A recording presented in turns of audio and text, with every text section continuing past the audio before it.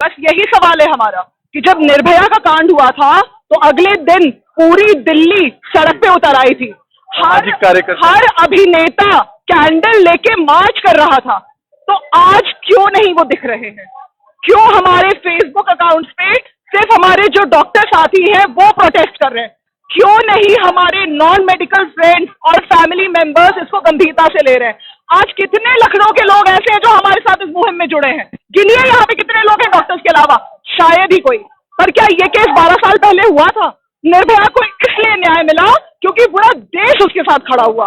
और यहाँ आज एक डॉक्टर अपने वर्क प्लेस पे मार दी जाती है और देश को सुध नहीं है।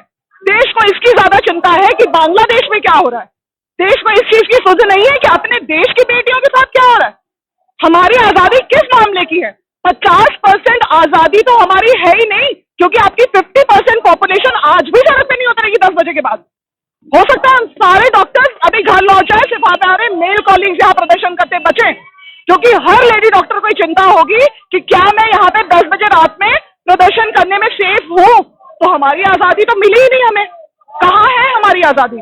तो आज सारे नेताओं को ये समझना चाहिए कि ये देश अभी 50% इंडिपेंडेंट हुआ है, क्योंकि 50% पॉपुलेशन अभी भी डिपेंडेंट है कहीं ना कहीं अपनी सेफ्टी को लेकर।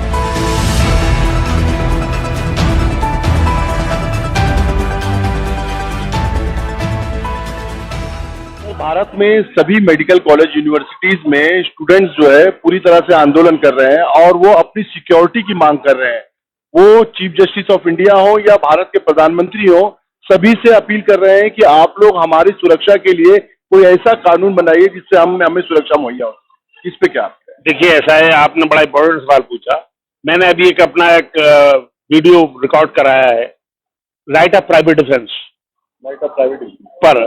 लोगों को अपना राइट ऑफ प्राइवेट डिफेंस मालूम ही नहीं है। हिंदुस्तान की महिलाओं को, औरतों को ये नहीं मालूम है कि अगर कोई उन पर असॉल्ट होता है रेप की नीयत से, तो वो उस व्यक्ति का, उस शख्स का मर्डर कर सकती है। ये कितनी औरतें जानती हैं हमारे मुल्क के अंदर।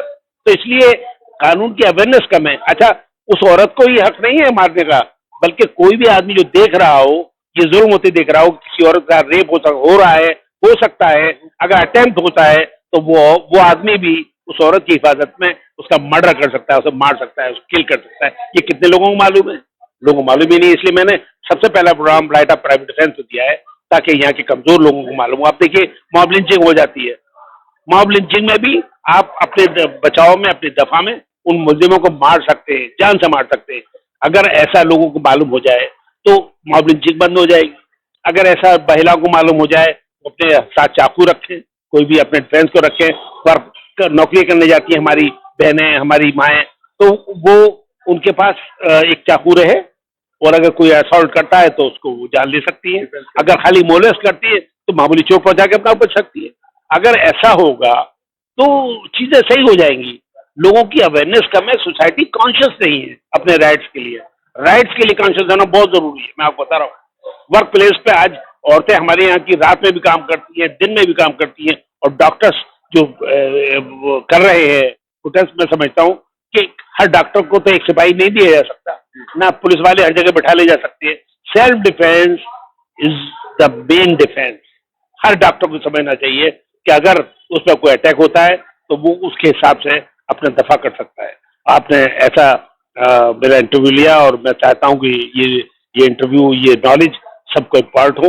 और डॉक्टर्स तो खुदा का अवतार कहा जाता है। जिस समाज में डॉक्टर का कत्ल किया जाए, डॉक्टर को रेप किया जाए, वो समाज कहाँ चला गया है?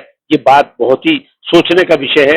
इस पे मंथन होना चाहिए, इस पे सेमिनार होना चाहिए, क्या सोसाइटी हमारी कहाँ चली गई है। और ये बात आपको बता दूं, इसमें सबसे बड़ी वजह यह है कि जो हेट्रेड का मैसेज दिया जा रहा है, वो बहुत बड़ा रीजन है इस सब खराबियों का। उसको बढ़ा देगा और क्रिमिनल्स जो है वो समाज में रूल करने लगे। जी, ये हमारे बीच जस्टिस बीडी नकवी थे, बड़ी बेबाकी से अपना पक्ष रख रहे थे और बता रहे थे कि समाज को आज शिक्षा की जरूरत है। स्कूलों में भी सेक्स एजुकेशन आम होनी चाहिए, और लोगों को, खासकर जो है विद्यार्थियों को, विद्यालयों के में इस तरह के मार्गदर्शन देने चाहिए ताकि समाज में सुधार आ सके। और इस तरह की जो आज वेस्ट बंगाल में घटना हुई है, ऐसी घटनाओं से बचा। सभी डॉक्टर संपूर्ण राष्ट्र में इस तरह के आंदोलन कर रहे हैं। आइए हमारे बीच बहुत से डॉक्टर्स हैं, इनसे इनकी प्रतिक्रिया लिया है। मैडम, इस प्रकरण को कैसे देखती है? आज आप लोग सब लोग आंदोलित हैं।